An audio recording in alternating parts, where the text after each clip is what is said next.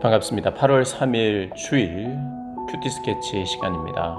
오늘 본문은 에스겔 12장 1절부터 16절까지의 말씀입니다. 오늘 본문은 이렇게 시작합니다. 또 여호와의 말씀이 내게 임하여 이르시되 인자야 네가 반역하는 족속 중에 거주하는도다. 그들은 볼 눈이 있어도 보지 아니하고 들을 귀가 있어도 듣지 아니하나니 그들은 반역하는 족속임이라. 오늘 이 본문은 이제 에스겔이 본격적으로 포로지에 끌려온 포로민들에게 퍼포먼스로 하나님의 메시지를 전달하는 그런 본문입니다. 먼저 1절, 2절에 이렇게 이야기를 하죠. 눈이 있어도 귀가 있어도 보지 않고 듣지 않는다. 볼 수 없고 들을 수 없다. 반역하는 족속이다. 패역하는 족속이다. 이런 말을 합니다. 사실 포로로 끌려가 있는 상태예요. 어떻게 보면 스스로를 불쌍히 여기고 또 피해의식이 있는 사람들이죠. 그리고 본국에 예루살렘에 남아있는 사람들은 이제 너희들은 다시 돌아오면 안 된다. 하나님께서 우리에게 이제 주신 것이다. 너희들은 멀리 떠나라. 이렇게 이야기를 합니다. 그러니까 이스라엘 백성에게도 버림을 받고 그들이 바벨론에 끌려오기도 하고 자신들이 바벨론에 끌려가서 포로 생활을 하고 있으니까 본국에서는 뭔가 그들을 위로하고 어찌하든지 빨리 돌아올 수 있는 그 길을 모색하고 있다. 조금만 참아라. 이렇게 이야기하는 것이 아니라 이제 너희들은 정당성을 잃었다. 우리에게 성전이 있고 예배 처소가 있고 그건 즉 하나님의 선택이 우리에게 있다는 뜻이다. 그러니까 그들을 신앙적으로, 종교적으로, 신학적으로 그들은 벌받았다. 이렇게 이제 이야기를 한다는 거예요. 그러니까 이 상황이 단지 포로로 끌려간 나라가 망한 또 망해가는 단지 그런 아픔만 있는 것이 아니라 굉장히 깊은 아픔과 절망이 있을 수밖에 없죠. 그래서 하나님께서 이제 11장에는 내가 너희들 가운데 왔다. 포로민들 너희와 내가 교제하겠다. 이곳이 성소다. 예루살렘 성전에서 내가 떠나왔다. 그들의 죄악성을 봐라. 그들의 불순종을 봐라. 이렇게 이제 위로를 했거든요. 위로 이후에 12장은 너희들은 뭐가 다르냐? 너희들 역시도 우둔하다. 너희들도 내 말에 귀를 기울이지 않고 있다. 듣지 않고 있다. 그게 무슨 말입니까? 이제 바벨론에 의해서 징계를 받고 70년을 기다려야 되는데 빨리 회복될 것을 자꾸 기대하는 거예요. 이것은 하나님의 방법, 또 하나님 앞에 회개한 사람으로서의 어떤 회개한 사람의 합당한 모습은 아니에요. 계속 말씀드렸습니다만은 내가 조건을 요구하지 않아요. 내 입장은 이거다. 나의 입장을 말하지 않아요. 그냥 잘못했습니다. 하나님 마음을 아프게 했습니다. 하나님 저는 죄인입니다. 하나님 용서해 주십시오. 이거죠. 이거여야 되는데 자꾸 빠른 회복을 원했어요. 그래서 하나님께서 에스겔을 통해서 오늘 또 어쩌면 위로받아야 된다. 피해의식을 가지고 있는 사람들의 특징은 누가 나를 함부로 할 수 있느냐, 누가 나를 비판할 수 있느냐 이런 거거든요. 근데 하나님 비판하고 있어요. 너희들의 참된 회복의 시작은 내 말을 듣고 돌이키는 것에 있는 것이지 감성적으로 힘든 어떤 것을 누군가에 의해서 위로를 받고 토닥여주는 것으로 가능하지 않다는 거예요. 쉽게 말하면 하나님 좀 잔인할 수 있습니다만은 눈물 흘리고 있는 사람들에게, 울고 있는 사람에게 따끔하게 뚝 끝이라고 이야기합니다. 너희도 똑같다 이런 이야기를 하는 거예요. 너희들 왜 내 말을 듣지 않느냐 이렇게 이야기하는 거예요. 그리고 그들 속에 이런 잘못된 거짓 위로 그리고 거짓 선지자들이 있었던 거예요. 그들의 말에 귀를 기울이고 또 그렇게 되기를 원했어요. 그래서 퍼포먼스를 보여줍니다. 포로로 끌려가고 망하게 되는 건 퍼포먼스예요. 뭐냐? 3절부터 보면 포로의 행장을 꾸리고 낮에 그들의 목전에서 끌려가라. 그리고 포로의 행장을 하고 왔다 갔다 하라는 거예요. 이스라엘 그 포로민들, 끌려온 포로민들 사이에서. 이 말은 무슨 말이냐면 우리가 이렇게 될 것이라는 거예요. 아니, 예루살렘의 시드기야 왕을 중심으로 그 많은 사람들이 그렇게 될 거라는 거예요.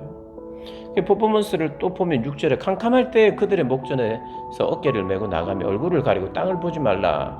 5절에는 그들의 목전에서 성벽을 뚫고 그리로 따라 옮기되, 성벽을 뚫으라는 거예요. 물론 이스라엘 지금 예루살렘이 아니에요. 퍼포먼스고 상징적으로 어떤 벽이 있다면 그 벽을 뚫으라는 건데, 이건요 시드기야가 마지막 바벨론에 의해서 함락이 될 때 밤에 도망가던 그런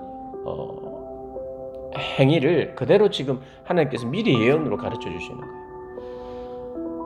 예루살렘의 지도자가 밤에 몰래 나와 도망하다가 붙잡힐 것이다. 그걸 지금 이제 예언하고 있는 거예요. 실제로 열왕기하 25장 7절에 그 내용이 나옵니다. 열왕기하 25장에 그리고 예레미야 39장에 그런 내용이 나와요. 하나님께서 이들을 위로하시지만 11장에서 내가 너희의 하나님이 되겠다. 내가 너희 가운데 거처를 내가 마련하겠다. 이게 얼마나 영광스러워요. 그런데 이스라엘 백성들이 계속 회복을 원해요. 빠른 예루살렘의 회복, 돌아감, 성전이 파괴되지 않기를 바라고 있어요. 하나님 그냥 괜찮다라고만 말씀할 수 없어요. 하나님의 방법과 하나님의 뜻을 받아들여야 되죠. 거기서부터 관계의 회복은 시작인데요. 관계의 회복이 이스라엘에서 잘 먹고 잘 사는 게 회복이 아니거든요. 그러니까 사람들 속에 내가 지금 잘 살고 잘 먹고 잘 살고 있다가 잘 먹고 잘 살지 못하게 되었는데, 이제 회복은 다시 잘 먹고 잘 사는 것, 그리고 침략을 받지 않는 것, 이 정도로 생각하는 거예요. 근데 하나님의 관심은 그게 아니죠. 내 말을 듣는 거예요. 내 말을 계속해서 안 들었고 지금 망해 가는데도 안 듣고 있는 게 이게 문제예요. 그래서 패역한 백성이요, 반역하는 족속이라고 이야기합니다. 그래서 퍼포먼스를 보여주는 거예요. 행동으로. 그래야 사람들이 주목하는 거죠. 뭐지? 뭐 하자는 거지 낮에? 그리고 질문하고 지금 뭐 하는 거냐고 선지자가. 우리가 이렇게 될 것이다. 우리 백성들이 이렇게 될 것이다를 퍼포먼스로 이야기를 하는 거예요. 포로의 짐을 싸는 장면, 그리고 성벽을 뚫고 야간에 도주하는 것, 그리고 눈을 가려서, 이건 눈 가리개를 하는 것은요 시드기야가 눈이 뽑히거든요. 이건 수치죠. 굴욕이죠. 한 나라의 왕이. 그래서 완전히 모멸감을 주는 거예요. 이스라엘 백성들이 말을 안 들었기 때문이에요. 바벨론의 말을. 그리고 하나님의 말씀을 안 들었기 때문에 눈이 뽑히는 그런 치욕을 당합니다. 그리고 사방으로 다 고관들이든 지도자들 다 흩어집니다.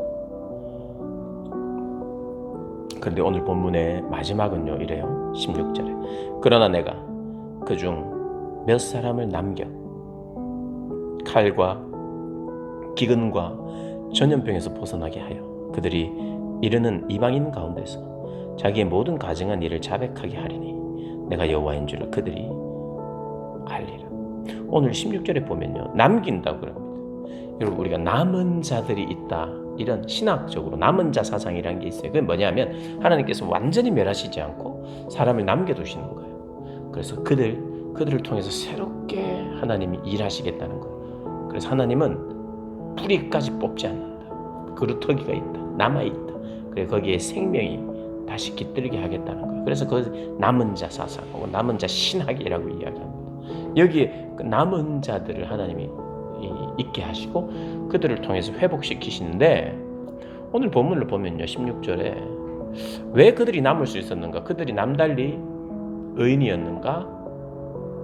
물론 그런 요소도 없잖아 있을 수 있습니다. 하나님은 선택적으로 남기시니까요. 그런데 조건이 없어요.